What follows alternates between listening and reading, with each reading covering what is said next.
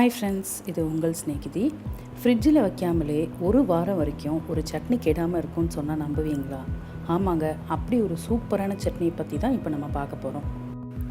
இப்படி ஒரு சட்னியை நீங்கள் சாப்பிட்ருக்கவே மாட்டீங்க. செஞ்சு பாருங்கள், ரொம்ப டேஸ்ட்டாக இருக்கும்.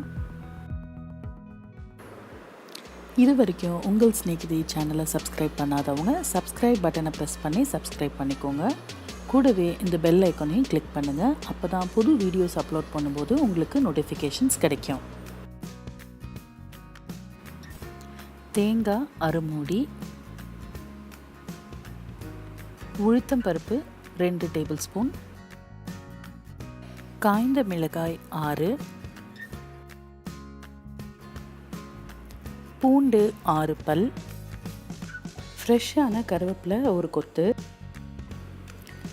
பெருங்காயம் 1 துண்டு, புளி சிறிதளவு, உப்பு தேவையான அளவு. இப்போ இந்த சட்னி எப்படி பண்ணலான்னு பார்க்கலாம்.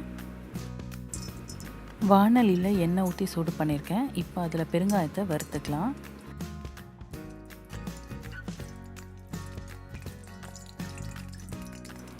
பெருங்காயத்தை நல்லா வறுத்துக்கணும். இந்த பாருங்கள், இந்த மாதிரி முறுமுறு ஆனதுக்கப்புறம் எடுத்துடலாம். இப்போ அதில் உளுந்து போட்டு வறுத்துக்கலாம். நான் கட்டி பெருங்காயம் யூஸ் பண்ணியிருக்கேன். தூள் பெருங்காயம் யூஸ் பண்ணுறவங்க இந்த உளுந்து போட்டு பாதி வறுப்பட்டக்கப்புறம் தூள் பெருங்காயத்தை போட்டு லேசாக வதக்கிக்கிட்டால் போதும். உளுந்து நல்லா செவக்கிற அளவுக்கு வறுத்துக்கணும். இந்த மாதிரி நல்லா செவந்து வரணும்.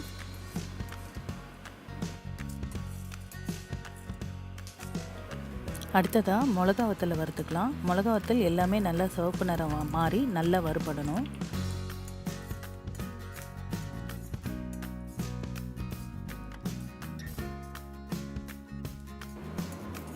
இந்த மாதிரி எல்லா பக்கமும் நல்லா வறுபடுற மாதிரி அந்த மிளகா வத்தலை வறுத்துக்கணும். எல்லா மிளகா வத்தலுமே நல்லா நிறம் மாறணும். அப்போ தான் டேஸ்ட் கொடுக்கும்.